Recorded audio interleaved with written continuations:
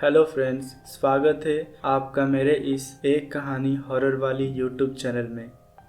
मैं regular Hindi horror videos upload करता रहता हूं हमारे इस चैनल में। तो अगर आपने अभी तक मेरे इस चैनल को सब्सक्राइब नहीं किया है तो अभी जाकर सब्सक्राइब कर दें और बेल आइकन पे क्लिक करके नोटिफिकेशन बेल ऑन कर लें। इससे आपका ये फ़ायदा होगा, जब भी मैं कोई न्यू वीडियोस अपलोड करूँगा हमारे इस चैनल में तो आपको उसकी नोटिफिकेशन मिल जाएगी। तो चलिए बिना देरी करे सीधे बढ़ते हैं कहानी के ओर। ये कहानी है सूरज का। मैं सूरज के पॉइंट ऑफ व्यू से पूरी कहानी बताने वाला हूँ। मैं सूरज। ये कहानी शुरू होती है हमारी बचपन से। मैं हमारी इसलिए कह रहा हूँ क्योंकि मेरा एक दोस्त था जिसका नाम है निखिल। वो मेरा बचपन से ही बहुत ही अच्छा दोस्त था। हमने स्कूल और कॉलेज एक ही साथ कंप्लीट किया। हमें मिलिट्री में भर्ती होना था, दोनों का सपना था बचपन से ही, और आखिर में हमें मिलिट्री में जॉब भी मिल गई। हमारी ट्रेनिंग वगैरह सब हुआ, फिर हमें इंडिया के बॉर्डर पे तैनात के लिए लगा दिया। खुशी की बात यह थी कि हम दोनों को एक ही जगह पे तैनात के लिए रखा था। जहां हम तैनात के लिए थे वहां दिन में बहुत गर्म और रात में बहुत ठंडी थी। फिर एक रात कुछ घुसपैठियों ने बॉर्डर पार करने की कोशिश की। हमारे टीम का एक जवान उन्हें रोकने के लिए गया और उन्हें पूछा, कौन लोग हो तुम, यहाँ चोरी छुपे क्यों आ रहे हो? तभी वो घुसपैठियों ने फायरिंग करना शुरू कर दिया। फायरिंग का आवाज़ सुनकर हम सब अपनी अपनी गन्स लेकर वहाँ पहुँच गए। हम दोनों के बीच लगभग 20 मिनट तक फायरिंग हो रही थी। उस फायरिंग में एक गोली मेरे सर को छू के निकल गई और मैं बेहोश हो गया। मेरा एक साथी ने मुझे वहाँ से उठाकर कैंप में रखा। फिर उसके बाद क्या हुआ मुझे कुछ पता नहीं था। उसी रात मेरी जब आँख खुली मैंने देखा मेरे सर पे पट्टी बंधी हुई थी और सर में बहुत दर्द भी हो रहा था।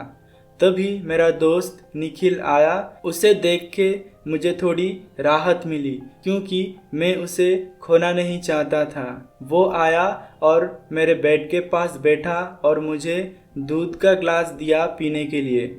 फिर उसने मुझसे कहा कि कैसा है हीरो, ये छोटी सी चोट है, जल्द ही ठीक हो जाएगी। फिर हम दोनों हंसी मजाक करते रहे।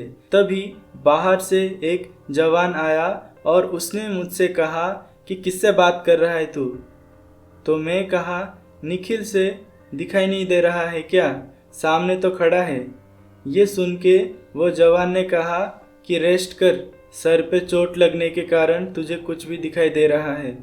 तभी मैं मेरे दोस्त निखिल को बोला, भाई तू बोलना कुछ। तो मेरे दोस्त निखिल ने बस मुस्कुराया और हवा में ही कहीं गायब हो गया। ये देख के ना जाने क्यों मुझे बहुत दुखी जैसे फील हो रहा था। ऐसे लग रहा था कि कुछ तो बुरा हुआ है। वो रात बस यही सोचते सोचते निकल गया, कुछ पता ही नहीं चला। सुबह होते ही मेजर जनरल आए और उन्होंने कहा कि उस रात जो फायरिंग हुआ था उसी में जवान निखिल शहीद हो गए। ये सुन के मैं बहुत दुखी हुआ, बहुत रोया। मुझे बहुत याद आने लगी मेरे दोस्त निखिल की, क्योंकि हम दोनों बचपन से ही एक साथ वक्त बिताए थे। पूरा दिन मेरे बेड पे ही बीत गया क्योंकि मेरे सर में बहुत दर्द होता था, तो उसके वजह से मुझे कमज़ोरी सी लग रही थी। उसी रात जब मैं सो रहा था मुझे निखिल की आवाज़ सुनाई दी। वो मुझसे कह रहा था कि मेरे भाई सूरज, उठ जा, तेरे लिए दूध लाया हूँ, ये पीकर तू फिर से हीरो बन जाएगा। ये सुनते ही मेरी आँख एक झटके से खुली और जब मैंने देखा मेरे सामने निखिल था। उसे देख के मेरी आंख भर आई।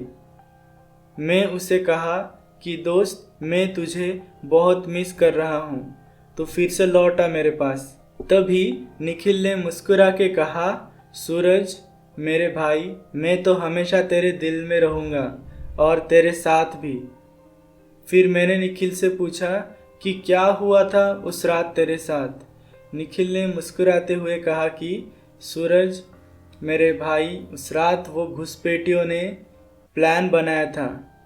हम जिस ओर फायरिंग कर रहे थे, हमारे पीछे से 2 आतंकवादी आ रहे थे।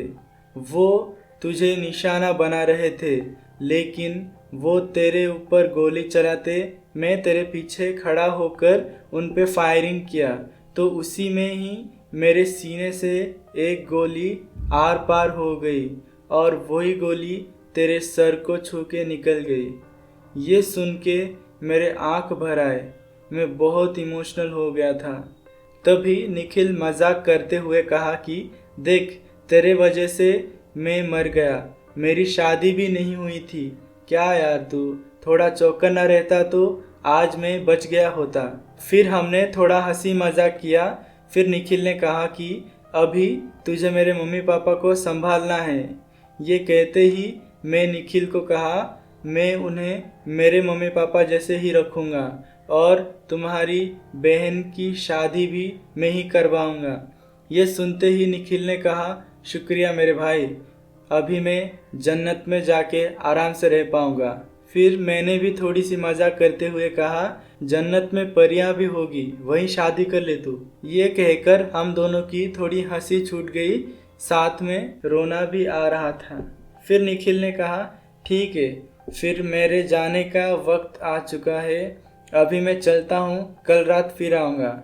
निखिल ने कहा कि हर मुसीबत में मैं तेरे साथ खड़ा रहूँगा, बस तू मेरा नाम लेना, मैं हाजिर हो जाऊँगा। इतना कहकर वो हवा में ही गायब हो गया। लेकिन सूरज को निखिल से बिछड़ने का दुख बहुत हो रहा था। वो चेक करने के लिए निखिल को आवाज़ दिया। तभी पीछे से निखिल का आवाज़ आया, तेरा चालू हो गया ना अभी? मैंने कहा, मैं तो बस चेक कर रहा था, तू सच बोल रहा है या झूठ? निखिल ने कहा, मुझे सोने दे अभी, और वो हवा में ही कहीं गायब हो गया। मुझे मेरे दोस्त का बिछड़ने का दुख तो बहुत था, लेकिन आज भी वो हर रात मेरे पास आता है। हम आधी रात तक मजाक मस्ती करते हैं, फिर वो आधी रात को ही फिर से चले जाता है। हर मुसीबत में मेरा साथ आज भी है मेरा प्यारा दोस्त निखिल। मैं आशा करता हूँ कि आज की कहानी आपको पसंद आई हो। अगर आपको आज की कहानी पसंद आई तो इसको लाइक, कमेंट, शेयर कर देना। तब तक के लिए हम मिलेंगे अगले वीडियो में। Bye bye and take care and happy Republic Day to all of you my dear subscribers.